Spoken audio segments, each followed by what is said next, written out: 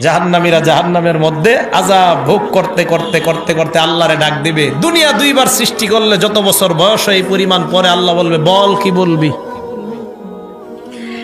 জাহান্নামীরা বলবে আল্লাহ একটু মরণ দাও আমাদেরকে। আল্লাহ পাক রব্বুল আলামিন ওই যে বললাম একটা প্রাণী, এই মরণ নামক প্রাণীটাকে জান্নাত আর জাহান্নামের মাঝখানে রাইখা জবাই করে আল্লাহ জাহান্নামীদেরকে বলবে ইয়া আহলান নার খুলুদুন লা মাউতা ফিহা, এ জাহান্নামীরা চিরস্থায়ী জাহান্নামে থাকো, আজকের পর আর কোনো মরণ নাই। জান্নাতীদেরকে আল্লাহ বলবে ইয়া আহলাল জান্নাহ খুলুদুন লা মাউতা ফিহা, এ জান্নাতীরা চিরস্থায়ী জান্নাতে থাকো, আজকের পর আর মরণ নাই। আমি আল্লাহ চিরস্থায়ী জান্নাতের সার্টিফিকেট দিয়ে দিলাম। এই জান্নাতের ব্যাপারে আল্লাহ বলেন সারিউ ইলা মাগফিরাতিম মির রাব্বিকুম ওয়া জান্নাহ, জান্নাত পাওয়ার প্রতিযোগিতা তোমরা তাড়াতাড়ি করো, বেশি পরিমাণ করো।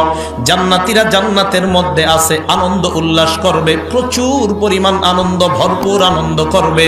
হঠাৎ জান্নাতীরা একদিন জান্নাতীরা কানের মধ্যে শুনতে পাবে কে যেন তাদেরকে ডাক দিয়ে বলবে আসসালামু আলাইকুম ইয়া আহলাল জান্নাহ, হে জান্নাতীরা তোমাদেরকে সালাম।